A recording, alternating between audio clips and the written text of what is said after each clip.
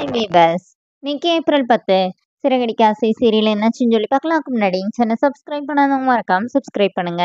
இன்னைக்கு என்ன அப்படின்னு சொல்லி பார்த்தீங்கன்னா, இங்கே வந்து ரோஹிணி கிட்ட வந்து ஸ்ருதி வந்து சொல்றாங்க, இந்த மாதிரி என் ஃப்ரெண்டோட ஃபங்க்ஷனுக்கு வந்து உங்களால போக முடியுமா அப்படின்னோடனே, ஆன்ட்டி என்னை விட்டா நான் போவேன் அப்படிங்கிறாங்க.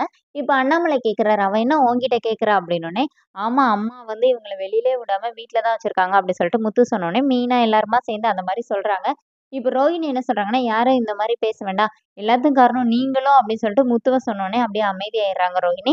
ஏன் மீதியை சொல்லுங்க அப்படி சொல்லிட்டு முத்து சொல்றாரு. அப்புறமா அண்ணாமலை என்ன சொல்றாருன்னா, இங்க பாரும்மா, நீ ஏமாத்திட்டு இருந்த, அதை தான் அவங்க 2 பேரும் வந்து சொன்னாங்கன்னோனே, இப்ப விஜயா என்ன சொல்றாங்கன்னா, அவங்க நல்லது பண்ணாங்களோ, என்ன பண்ணாங்களோ எனக்கு தெரியாது. ஆனா அவங்க அந்த மாரி செஞ்சனால தான் இன்னைக்கு வந்து எனக்கு தெரிஞ்சுச்சு. இல்ல நான் இன்னும் ஏமாளியா தான் இருந்திருப்பேன் அப்படிங்கிற மாரி விஜயா சொல்றாங்க. அப்புறமா ரோஹிணிய வந்து அந்த ஃபங்ஷனுக்கு மட்டும் போய் மேக்கப் போட்டு வர்றதுக்கு ஓகே சொல்றாங்க. இப்ப ரோஹிணி வந்து ரொம்ப தேங்க்ஸ் ஆன்ட்டி அப்படின்னு சொன்னோனே, நீ போயிட்டு வா அப்படிங்கிற மாரி சொல்லிடுறாங்க.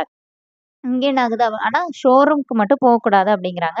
இங்க என்ன ஆகுதுன்னா, சீதா போய் அருணோட வீட்ல போய் அவங்க அம்மாவ பார்த்து பேசிட்டு கிளம்புறாங்க. அப்ப அருண் வந்து சீதாவ பைக்ல கூட்டிட்டு வர்றாரு. அத மீனா பார்த்துடுறாங்க. மீனா வந்து சீதாவ பார்த்துடுறாங்க. முன்னாடி இவ யார் கூட பைக்ல போறா அப்படின்னு சொல்லிட்டு அங்க நின்னு பார்த்துட்டே இருக்கிறாங்க. இங்க என்ன ஆகுதுன்னா, முத்து வந்து ஒரு ஒரு ரெஸ்டாரண்ட் மாரி இருக்கு. அங்க சாப்பிட்டுட்டு அங்கருந்து கிளம்பும்போது சீதா வந்து அருண் கிட்ட பேசிட்டு அவர் கிளம்பிடுறாரு. சீதா மட்டும் அந்த அந்த வழியா நடந்து வந்துட்டு இருக்கும்போது, முத்து பார்த்து போய், "நீ என்ன இங்க வந்துட்டு இருக்கிற?